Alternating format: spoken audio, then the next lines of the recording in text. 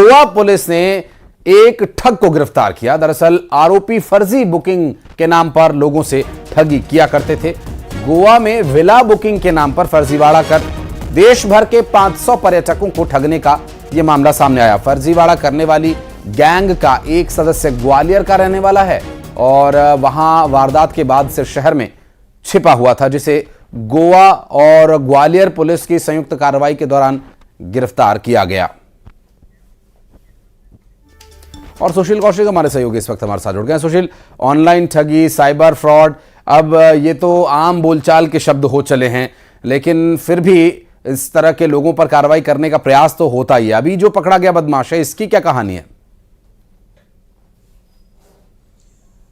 बिल्कुल, देखिए, ये खबर सावधान करने वाली भी है। चंडीगढ़ के रहने वाले पंकज धीमान ने गोवा ट्रिप के लिए ऑनलाइन विला बुक की थी गोवा में, और उस ऑनलाइन विला बुक जो की थी booking.com पर, उस ऑनलाइन विला बुक करने के लिए एवज में उन्होंने 20,000 रुपये की करीब की जो राशि है वो ऑनलाइन ट्रांसफ़र की थी बताए गए अकाउंट में, जो जिन लोगों ने बुकिंग ऑफ़र की थी।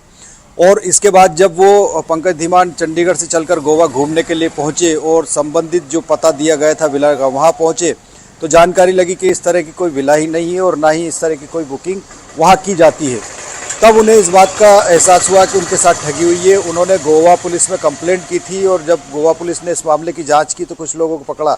इनमें एक आरोपी जो है ग्वालियर का रहने वाला है, देवेश परिहार, जिसे गोवा की पुलिस ने ग्वालियर आकर ग्वालियर की पुलिस की मदद से महाराजपुरा इलाके से गिरफ्तार किया है। जानकारी ये आई है इस पूरे मामले में कि booking.com नाम से जो वेबसाइट है उसके ज़रिए ये लोग, ग्वालियर का देवेश सहित अन्य लोग, देश भर में जो पर्यटक है गोवा आने वाले या अन्य स्थानों पर जाने वाले, वो विला बुक करने के नाम पर, लग्जरी स्वीट्स बुक करने के नाम पर, लग्जरी फ्लैट बुक करने के नाम पर मोटी डिस्काउंट पर ऑफ़र देते थे। और इसी ऑफ़र का झांसा जानकर लोग जो है इनसे संपर्क करते थे और फिर ये शातिराना तरीके से उनसे कुछ। बिल्कुल, और इसी तरह ऑनलाइन किसी भी प्रोडक्ट की खरीदी करनी हो या कोई ऑफर चेक करना हो तो बहुत सावधान रहने की आवश्यकता है। सुशील, बहुत शुक्रिया आपका इस पूरे मामले पर जानकारी देने के लिए। और बढ़ते आगे, हाईकोर्ट के जबलपुर बेंच में डीजे पर पाबंदी लगाने की मांग की गई है। कोर्ट में जनहित याचिका पर सुनवाई हुई और कोर्ट ने राज्य सरकार, गृह सचिव, डीजीपी को नोटिस भेजकर इस पर जवाब मांगा है। इस मामले में अब अगली सुनवाई 13 फरवरी को होगी। याचिका में नियम के खिलाफ 70 से 80 डेसिबल तक के डीजे बजाने की बात कही गई है और जबकि 45 डेसिबल तक की ही अनुमति है और याचिका में नियमों का पालन न होने की वजह से पाबंदी लगाने की मांग की गई है। और यहां हाईकोर्ट में दायर याचिका पर सुनवाई होगी 13 फरवरी को। नियम के खिलाफ डीजे बजाए जाने के विषय पर अब पूरी तरह से डीजे पर पाबंदी हो, इसके लिए याचिका में मांग की गई है। पवन पटेल हमारे सहयोगी इस वक्त जुड़ गए, बात करेंगे उनसे। पवन, ये डीजे बंद करने के लिए, पूरी तरह से बैन करने के लिए याचिका में मांग की गई है या फिर जो डेसिबल बढ़ाकर उसके वॉल्यूम को तेज बजाया जाता है उसके संबंध में याचिका है? दरअसल पूरी याचिका जो है वो जो डेसिबल, ज्यादा डेसिबल में बजाते हैं डीजे साउंड सिस्टम, उस पर रोक लगाने की मांग की गई है कि जो 40 डेसिबल की दायरा बनाया गया है उसी दायरे में डीजे बजाने के लिए ही परमिशन दी जाए। हालांकि इस नियम को लागू हुए, इस आदेश को लागू हुए पहले भी लागू किए गए, लेकिन पालन नहीं हो रहा है, जिसको लेकर याचिका दायर की है कि इस नियम का सख्ती से पालन कराया जाए ताकि लोगों को डिस्टर्बेंस ना हो। क्योंकि अभी परीक्षा का समय है, इसीलिए यह नियम और भी ज्यादा प्रभावी करने की मांग की गई है ताकि बच्चों को, जो छात्र हैं उन्हें दिक्कत ना हो, जो बुजुर्ग हैं उन्हें दिक्कत ना हो। बिल्कुल, और ये देखना होगा कि इस पर अब अगली सुनवाई में क्या कुछ निर्णय लिया जाता है, कोर्ट का क्या संज्ञान रहता है। बहुत शुक्रिया आपका पवन इस पूरे मामले पर जानकारी देने के लिए। और खंडवा पहुंचे कांग्रेस प्रदेश अध्यक्ष जीतू पटवारी ने एक बार फिर गुटबाजी का राग अलापा है। साथ ही कहा कि गुटबाजी खत्म करके ही जीत का सूखा खत्म हो सकता है। और पटवारी ने यहां बड़ा बयान भी दिया। उन्होंने कहा कि कांग्रेस पार्टी की अंतिम इकाई अब ग्राम पंचायत कांग्रेस कमेटी होगी और ग्राम पंचायत कांग्रेस कमेटी का एक अध्यक्ष होगा। 25 लोगों की एक कमेटी भी बनाई जाएगी।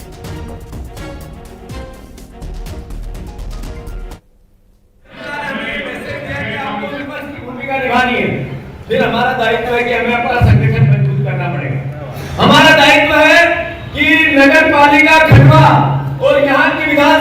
तीन हम कई 6-7 बार से हार गए हैं। ये कांग्रेस पार्टी जब भी लाएगी जब कांग्रेस का कार्यकर्ता के साथ नेता एकजुटता से जमीन पे काम करेगा।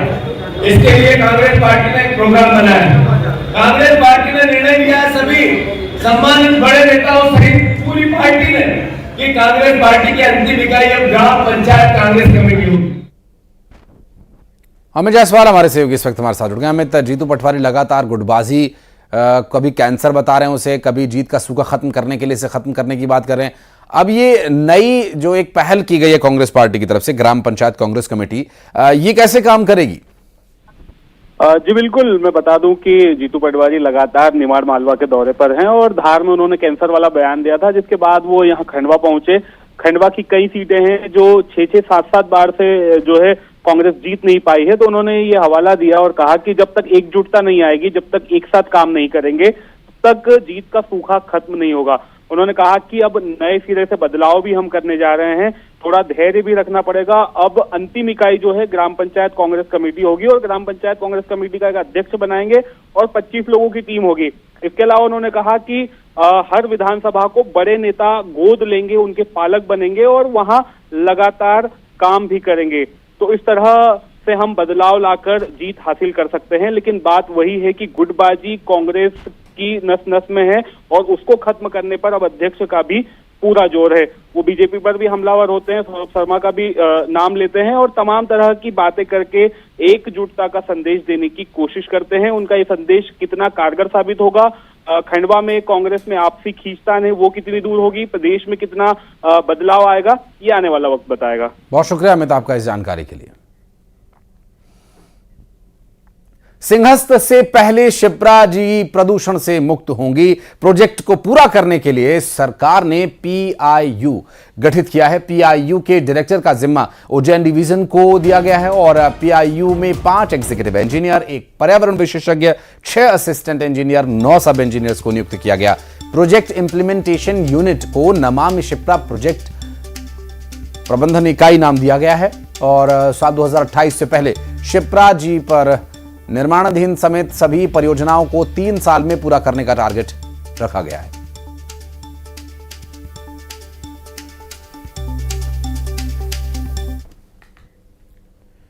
और अगली खबर जबलपुर से, जहां प्रतिबंधित कॉफ सिरप को लेकर हाईकोर्ट पूरी तरह से सख्त है। नारकोटिक्स कंट्रोल ब्यूरो और पुलिस को निर्देश कोर्ट की तरफ से दिए गए हैं। प्रतिबंधित कॉफ सिरप कंपनी के खिलाफ कार्रवाई किए जाने की बात सामने आ रही है। दरअसल एक्शन टेकन रिपोर्ट हाईकोर्ट में पेश किए जाने की भी बात कही जा रही है और 13 फरवरी को याचिका पर अगली सुनवाई होगी। तो नशे के खिलाफ रोकथाम और सख्ती के बाद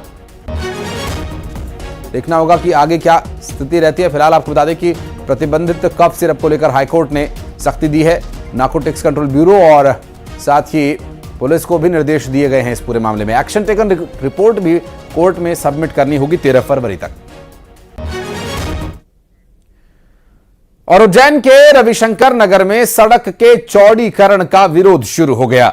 रविशंकर नगर में लोगों ने अपने घरों में बैनर लगाकर सड़क के चौड़ीकरण का विरोध शुरू कर दिया। मास्टर प्लान के मुताबिक सड़क के चौड़ीकरण से 45 परिवार प्रभावित हो रहे हैं। इन लोगों का कहना यह है कि सालों से वो लोग यहां पर रह रहे हैं और सड़क चौड़ी की गई तो उनके घर टूट जाएंगे और वो बेघर हो जाएंगे। साल 1973 में उज्जैन सुधार न्यास की योजना के तहत ये कॉलोनी बसाई गई थी और स्थानीय लोगों का कहना यह है कि कॉलोनी पहले से व्यवस्थित है, लेकिन इसे मास्टर प्लान में शामिल किया गया है। प्रशासन ने मुआवजे को लेकर कोई भरोसा भी नहीं दिया है।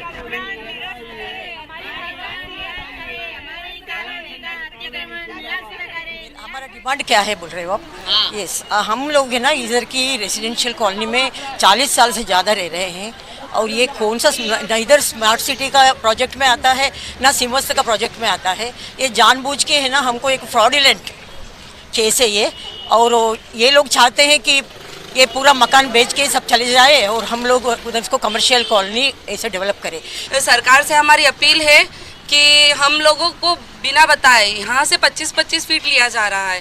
तो ये क्या उचित है क्या? पूरे उज्जैन शहर में 10 फीट से ज़्यादा कहीं नहीं लिया जा रहा और यह रहवासी क्षेत्र है, विकास प्राधिकरण की डेवलप की हुई कॉलोनी है। को ये परेशानी है कि हमारी रोड को चौड़ीकरण कर रहे हैं, हम इतनी ज़रूरत नहीं है वैसे यहाँ पर कर रहे हैं, हम इसका विरोध कर रहे हैं। पूरे रहवासी कॉलोनी है, यहाँ चौड़ीकरण की कोई ज़रूरत नहीं है। विकास के लिए कर रहा हूँ, लेकिन हमारा 25 फीट का चौड़ीकरण अगर करा तो हम लोग किसी भी काम के नहीं रहेंगे, हम लोग सड़क पे आ जाएंगे।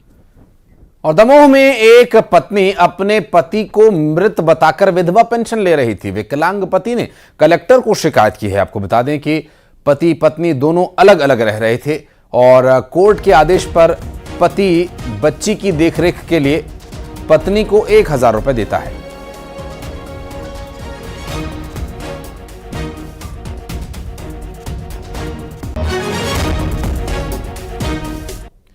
और अनूपपुर में शासकीय विद्यालय में पीने के पानी की किल्लत है। स्कूल में पीने के पानी की व्यवस्था न होने के चलते सैकड़ों छात्र छात्राओं को नेशनल हाईवे से गुजरकर मंदिर में पानी पीने जाना पड़ता है।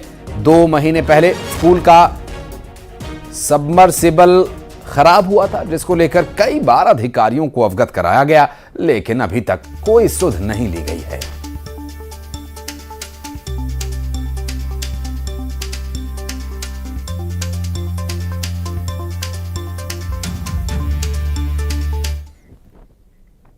और सीधी के संजय टाइगर रिजर्व में बाघिन अपने शावकों के साथ चहलकदमी करती दिखाई दी और करीब आधे घंटे तक बाघिन शावकों के साथ सड़क पर बैठी रही और इसका वीडियो पर्यटकों ने बनाया। टाइगर रिजर्व के दुबई रेंज का यह वीडियो सोशल मीडिया पर काफी वायरल हो रहा है।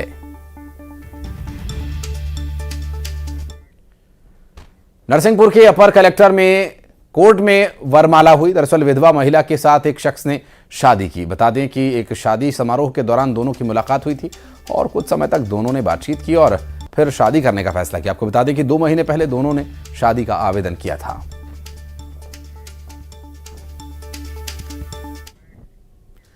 प्रयागराज महाकुंभ का आज 10वां दिन है।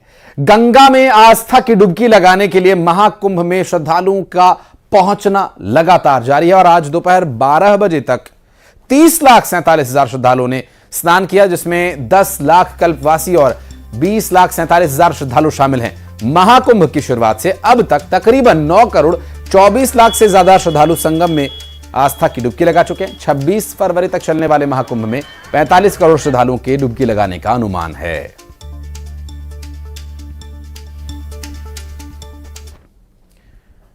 और हमारे सहयोगी प्रयागराज से उमेश श्रीवास्तव इस वक्त जुड़ गए हैं, बात करेंगे उनसे। उमेश, आज 10वां दिन हो गया है और लेकिन उत्साह लोगों का कम नहीं हो रहा है। व्यवस्थाओं पर हर दिन हम देख रहे हैं कि कोई ना कोई अमूलचूल परिवर्तन देखने को मिलता है। एक दिन छोड़कर अगला दिन जब आता है तो एक बेहतर तस्वीर देखने को मिलती है। आज क्या कुछ है खास, क्योंकि आज योगी आदित्यनाथ पूरी कैबिनेट के साथ वहां पहुंचे हैं?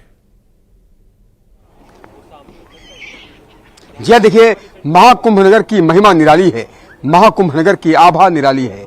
महाकुंभ नगर का वैभव समूचे विश्व में जा रहा है। महाकुंभ नगर का वैभव देश के कोने कोने में जा रहा है और महाकुंभ नगर की छटा निराली दिखती है, अद्भुत दिखती है, दिव्य दिखती है, अलौकिक दिखती है, नजरें हटाने का दिल नहीं करता, ऐसी दिखती है। और आज महाकुंभ का 10वां दिन है और अब तक 9 करोड़ से ज्यादा श्रद्धालु कुंभ में स्नान कर चुके हैं, गंगा यमुना और अदृश्य सरस्वती के दर्शन कर चुके हैं, स्नान का पुण्य लाभ प्राप्त कर चुके हैं। उत्तर प्रदेश के मुख्यमंत्री योगी आदित्यनाथ और तमाम कैबिनेट के मंत्री भी आज कुंभ क्षेत्र में मौजूद हैं। आप संगम का ये दिव्य दृश्य देखिए, हम संगम के बीचों बीच इस वक्त मौजूद हैं और ये अद्भुत दृश्य देखिए। और दूर जिस तरफ निगाह जाती है वहां जबरदस्त लोगों की भीड़ है, श्रद्धा का सैलाब है और साइबेरियन बर्ड्स भी देखिए अटखेलियां करती हुई नजर आती हैं। मैं अपने कैमरा पर्सन सोनू मंडल से कहूंगा, अगर ये धारा दिखा सके, एक तरफ गंगा जी का जल जो आप मटमैला जल देख रहे हैं, ये गंगा जी का जल है और सामने अगर आप ग्रीनिश वाटर को दिखा सकें तो वहीं पर गंगा और यमुना का मिलन हो रहा है। अदृश्य सरस्वती विद्यमान है और गंगा यमुना अदृश्य सरस्वती के पावन संगम तट का ये अद्भुत नजारा है और ये संगम के बीचों बीच इस वक्त हम लोग मौजूद हैं। आप देखिए, 7 समंदर से आई चिड़िया भी अटखेलियां करती हुई नजर आती हैं, बेहद खुश है कि वो संगम में हैं, कुंभ के दर्शन कर रही हैं, गंगा की गोद में, मां यमुना की गोद में बैठी हुई हैं। ये अद्भुत छटा बस देखते ही बनती है, नजरें हटाने का दिल नहीं करता। और जहां सामने आपकी तस्वीर देख रहे हैं, नौका विहार लोग कर रहे हैं, बोट से जा रहे हैं और इस दृश्य को अपनी आंखों में, अपने जहन में, अपने दिलो दिमाग में हमेशा के लिए कैद कर लेना चाहते हैं। अब तक 9 करोड़ से ज्यादा श्रद्धालुओं ने संगम स्नान कर लिया है और ये सिलसिला अनवरत जारी है। बिल्कुल, ये उमेश जो दृश्य आप कैमरे से दिखा रहे हैं, बहुत सारे लोग अब अपनी आंखों से भी देखना चाहते हैं और वहां पहुंचना चाहते हैं, इसके साक्षी बनना चाहते हैं। बहुत शुक्रिया आपका इस पूरे मामले पर जानकारी के लिए। बढ़ते आगे और 20 बड़ी खबरें दिखाते हैं आपको फटाफट अंदाज में। उज्जैन के रविशंकर नगर में सड़क के चौड़ीकरण का